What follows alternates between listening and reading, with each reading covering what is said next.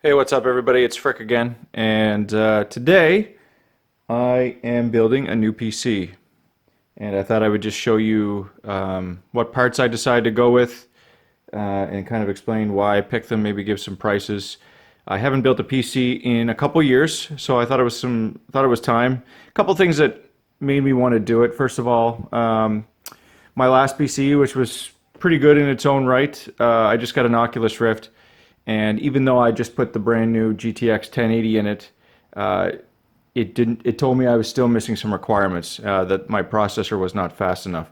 It was an older i7 processor, so although the Oculus Rift still worked okay, I wanted a complete VR-ready machine. So I thought I would build a new one. Another thing that got me wanting to do this was I was recently watching Terry Crews, who is an actor. He just recently got into PC gaming, and he did a quick video of all the stuff he bought and how excited he was to put it all together and game with his kids. And that really got me excited about it too. It made me want to buy some parts and build a new PC. So yeah, I just thought I'd show you. I'm not going to build the whole PC in front of you. There's plenty of videos on how to build a PC. I don't need to do that, but I'll show you the parts that I picked. And it's not top of the line by any means. I picked a couple good things, but again, I'm on a semi-tight budget, so I like to show you the stuff that I got. Now, I will tell you right off the bat that most of the stuff I got it all from Amazon, by the way. Whenever I could, I went with the Amazon warehouse deals. So warehouse deals are basically things that have been returned or gently used, but otherwise in perfect working condition. So you save yourself quite a bit of money if you do stuff like that. As you know, I live in Canada, so I did have to cross the border, which is an hour away from me, to pick up all these packages. You do save a ton of money that way. The only thing that really sucks is that when you bring it back into Canada, I had to pay almost $400 in tax, which is, in my opinion, ridiculous, considering that I'm basically just paying to own this stuff, even though Canada had nothing to do with the shipping, the manufacturing, or anything. They charge me just to own the stuff in Canada. So I just got back from the States just now with all this equipment, and yeah, they charged me almost $400 in tax. Which, anyway, that's something for another day. Don't get me started on taxes, but yeah. So without further ado, let's go through everything that I decided to go with. The first thing you'll see here is the case that I decided to go with. This is a Corsair Obsidian Series 750D Airflow Edition. So the reason I chose that was because, well, it had really good reviews. My last tower was a Corsair. I really enjoyed it. It's nice and big, which is good. I wanted something with a lot of room in it. The video cards now are awfully big, so I wanted to get something. I'm not going to unbox it right now. I will show you in a later video the PC already complete. Like I say, I'm not going to put it all together right now, but that's the case I decided to go with, the Corsair 750D Airflow Edition. It's around $150 US, and I got it again on a warehouse deal for $100, so pretty good deal. One thing I got, as you can see, two hands. I got a tripod, as most of you suggested I do. That way you don't have to watch me open stuff with one hand. So thank you for the few of you who gave me that suggestion. So hopefully this video is a little smoother. Anyway, all right. So what should we start with here? Well, let's start with the motherboard. Now again, I'm building this PC as of August 19th, 2016. So these parts are relevant as of that date. Probably next week there'll be a whole bunch of new stuff, and yeah, this will be obsolete. But anyway, so let's start with the motherboard. So I decided to go with the MSI X99A Gaming 7 motherboard. Again, it wasn't top of the line, but I did want to go with something X99. I like how they have 8 slots for RAM, plenty of USB ports, and the slot for the latest Intel processors. So I'm not going to unbox everything here. That would take too long, but I will show you the motherboard. If you can see it, I'm going to leave it in the wrapper for now until I decide to put it in. So you can see USB 3.1 ports. If you look at the top here, I don't know, you can't really see it, but yeah, it had pretty good reviews on it too. I find, motherboards they have a lot of different reviews because they're so delicate and people have problems with them. But hopefully I don't have any problems with mine. Again, that's the X99 Gaming 7 MSI board. Okay, so that's the motherboard I decided to go with. It was around $350, I believe. That one wasn't actually a warehouse deal. They didn't have any, so I had to buy that one brand new. For the RAM, this was a warehouse deal from Amazon. So here it is. I went with the HyperX Fury. Seemed to have really good reviews for the price. So I bought a 32 gigabyte RAM kit. And so 32 gigabytes, that's 4 times 8. And yeah, HyperX Fury, it's DDR4. DDR4 is what goes in that motherboard. So 32 gigabytes DDR4 RAM. And the great thing is, like I mentioned, the motherboard has 8 slots. So probably I'll expand it a little later to 64 at least. The processor. So I decided to go with the Intel i7, obviously. This is the 5820K.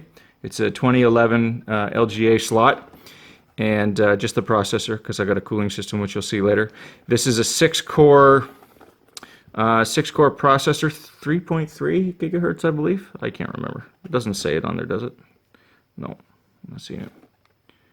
Oh, there it is. 6 cores, Intel Turbo Boost technology, hyperthreading, supports 4-channel DDR4. It doesn't say the actual. Oh, 3.3 gigahertz. Yeah, is that what I said? Anyway, so yeah, that's the processor I decided to go with. 6 cores. Hopefully, it's good enough. Again, it's not the top of the line, but I'm sure it'll be playing fast enough. So that's the processor I went with. What next? So the hard drive, I went with 2 hard drives. First thing I decided to go with, and I've never tried one of these before. I'm kind of excited to try it. Look how tiny that is. This is an M2 slot hard drive, solid state drive. This is 256 gigabytes. Very tiny hard drive. It's supposed to be incredibly fast, so I'm excited to use that. It's only 256 gigabytes, but it's for the operating system specifically. So I'm going to install the operating system on that. These plug directly into the motherboard, so that's why they're a lot faster. There's no SATA cables, so they're even a little bit quicker than the regular solid state drives because it connects directly to the motherboard. So 256 gigabytes, M2 Generation 3 times 4 for that motherboard. That's what that is. So that's the operating system hard drive. This is the regular hard drive. This is for my storage and where I'm going to install all my games. This is called a white label hard drive. They sell these on Amazon. It's a really, really good deal. This is a 5 terabyte hard drive. White label is, from what I understand, not the actual brand. If you look on Amazon for white label hard drives, these will come up. But I guess what white label means is that they're refurbished, and that's why they're so inexpensive. I was reading the reviews and the answered questions on Amazon, and I guess some of them are Western Digital drives, so that would be good. So this is only $100 for 5 terabytes, so really good deal there. And again, it's a white label, so they have really good reviews. Hopefully, they work well, and yeah, we'll give it a shot. So 5 terabyte hard drive there. Power supply. So for power supply, I went with the EVGA 850G Supernova. This was a warehouse deal. 850 watts. I was debating going between 850 and 1000. My last tower had 850. It was more than enough. This is a fully modular power supply, meaning you only have to plug in what you need, basically. And like I say, I had an 850 before, and I had plenty of ports left. I don't do SLI. I may do it in the future, but that's when you really need a lot more power. So 850 should be more than enough for me. Again, this is a warehouse deal. I forget how much I paid. It was around $100. I got a really good deal on that too. So that's an EVGA Supernova 850G, 850 watt power supply. So that's the power supply. Cooling system. So this is the cooling system I decided to go to. This is a Corsair H100i V2. It's obviously a liquid cooling, as you can see. It's got a dual fan. I dual 120 millimeter fans, and it's self-maintained liquid cooling. He had really good reviews on it. My last liquid cooling on my last desktop was Corsair as well. It was shaped a little differently. It had two fans, but it was actually the fan, the radiator, and then another fan on the other side, whereas this one is the two fans and then the radiator on the back. So a little bit different. It's supposed to work a little better with the case setup that I have now. Yeah, so this is brand new, as you can tell. It's still in the plastic, so it was about $120 brand new. So H100i V2 for cooling. And I don't have to elaborate on this, but I got this as well just to match the fans that come with the case. It's an LED Corsair AF140, so it's a little bit bigger fan than the one on the coolers, but this will just add a little bit more airflow. I don't know, I think the case comes with 3 fans, so with those 3 fans and then the 2 on the CPU cooler, I think I have room for 1 or 2 more. So I only bought 1, should be good enough for now. And yeah, AF140, and it's supposed to be quiet, which is another thing I'm going for. I want my PC to be quiet. My last one was incredibly loud. So video card. Video card, obviously the most important piece if you're a gamer. I do a lot of video editing. As hard as it may believe by my YouTube videos, I do professional video editing. Of course, the videos I upload on YouTube are anything but professional, but I do some professional video editing as well, so I needed a good video card. I decided to go with the Asus Republic of Gamers card. So this is the new GTX 1080 Strix, or Strikes, I don't know how they pronounce it. I'm going to say Strix. It's the gaming graphics card. The reason why I went with this one, again, I got a deal simply because the back of the package is ripped, which is, I don't care. I got it for $5.99, which is a really good deal for a 1080 card.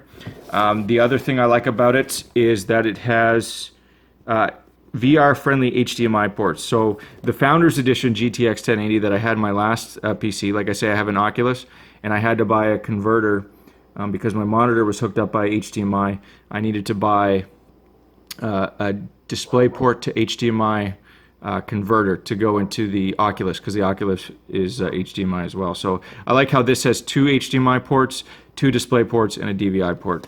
And last but not least, I like how it has the Aura RGB lighting. I do plan to put some lights in the case, and so any little bit helps as far as extra lighting goes. So I like that. I like the look of the card. It's got the three fans with the lights on the front. It has a light up logo on the back as well. That's it's all completely customizable. So the GTX 1080 Strix Republic of Gamers edition. So that's the video card I went with. Like I say, I had the Founders Edition before. Amazing card. Graphics are insane. I have a 4K screen downstairs, so I like to game in 4K. So there's no way I was going to go any less than what I already had with the 1080. Okay, so that's basically it for the main components. I bought this little cheap, it was only $20, this gaming mouse. It's a 6400 DPI. It was the best price I could find on a cheap mouse. So, had really good reviews on it. The reason why I didn't spend a lot of money on a mouse, I was thinking about getting the Razer mouse, the super high resolution one. But when I game on PC, I don't actually use a keyboard and mouse, believe it or not. I use the Xbox One controller. I'm not a huge gamer on PC, and the games that I do play, like Grand Theft Auto and stuff like that, are better with the controller. I don't do a lot of first-person shooters, so a mouse wasn't important to me. Maybe down the road I'll change. With that, I got a Spigen, or Spigen mouse pad. This is a gamer's mouse pad. It is soft, but it has a synthetic fabric that allows for a smoother mouse movement, and it's nice and big, I guess, too. So, mouse pad, got there. What else do we got here? Oh, well, the last two things aren't that exciting, but I'll show you anyway.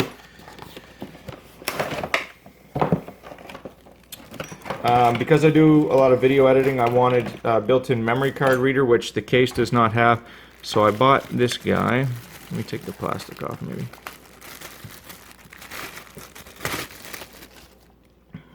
This is just a 5.5-inch bay, so it takes up one of the slots of the optical drive. So it's got your memory card reader, four extra USB ports, 2 extra USB 3.0 ports, and then the memory card readers, which is what I'm most interested in. So I got that little guy. And the last piece, I did have to buy an optical drive. I do some DVD burning and stuff. My last tower had 4 optical drives to do that. I don't do much of it anymore, but I needed to have at least one, so take this out of the box. So I did have to get a DVD burner. I got a DVD and Blu-ray burner from LG. This was, I think, $55, so they're not that expensive anymore. A regular DVD burner is only like $10 to $15, but I thought I'd get a Blu-ray one just because this tower, as you can see from the drawing, it has 3 optical bays. So I will end up getting another DVD one just in case I have to do multiple copies. And then the top one will be this guy right here that you just saw, and then the other one will be the Blu-ray burner. Okay, so those are all the parts of my my PC that I'm about to build. I'm gonna put it together right now. So yeah, once I'm all done, I'll show you the finished product. I'm going to add some lights to it. I have some LED strip lighting that I plan to attach to it. So yeah, I'll put it all together and then you guys can have a look. Thanks for watching. Alright everybody, so it's been a week since I recorded the first part of this video. I got everything together right after I did the intro, and everything went fairly smoothly. Definitely the easiest build I've done. This is only my, I forget what how many I've said I built. I think it's 4. This is the 4th one, so not too many, but this by far was the easiest, and I attribute that to just the size of this case. Like, this is a huge case, and it made it very easy to get the motherboard in. This is a pretty good sized motherboard, and as you can see, compared to the rest of the case, it's quite small. As you can also tell, there's a little bit of cable management I still have to do, but for the most part, the cables are all hidden behind on the other side of the case. So everything's installed. Got my ROG card in there, GTX 1080. The cooler on the PC on the i7 is all working well. I've had this up and running, but the reason I'm filming this video is because I did have to make a few changes. It wasn't running perfectly, and I'll tell you why in a second. I got my drives up there. You'll also notice that I've added 3 other hard drives. We got 2 4s and a 3 terabyte to go with the 4 terabyte that I mentioned at the beginning of the video that I was putting in. And the reason I did that is because I actually had 3 external hard drives hooked up to the computer before, and I was wondering to myself why actually doing that, because I never move them around. So I figured I would just take them out of the case. They're all Western Digital, so they're very easy to take out of their external case, and I put them directly in here, and then that way it frees up the USB 3 slots on the back of the motherboard. So I took them all out of the case and put them directly into the computer itself. They're all running on SATA. You can see I have many SATA hookups there. The motherboard has, I believe, 10 SATA hookups. Each one of these is actually 2, so there's a top and a bottom in each one of these, and there's, I believe, 4 of these here, and then there's another 2 here. So quite a few SATA ports. So I hooked them all directly because I don't need 3 external hard drives hooked to my PC, taking up power outlets and as I said, USB 3 slots. So let me tell you the problems I ran into. When I first put it all together and I went to turn it on, of course, which is the most exciting part about building a PC, that first time you turn it on, it would not post, and I couldn't figure it out at first. Nothing really stood out to me. Of course, the motherboard has a little LCD screen that kind of gives you a status of what's going on, and it said I was having memory initialization error. So of course that's with the RAM. As you can see in there right now, I only have 3 sticks of RAM. One of the sticks of RAM that I got was faulty. So I had to send it back, and the replacement just arrived now. So I'm going to throw that in there. Hopefully I don't have any problems with that. So that was the problem that I had. The second problem I had was with the M2 drive. And if you remember, I showed you which one I got, but that had to be replaced as well. So I just put this in now, and I actually upgraded while I was at it. This is the new Samsung 950 Pro. So it's supposed to be a little bit faster.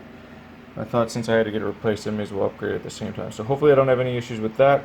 I haven't tried it out yet. I just put it in. I'm going to throw the extra stick of RAM in.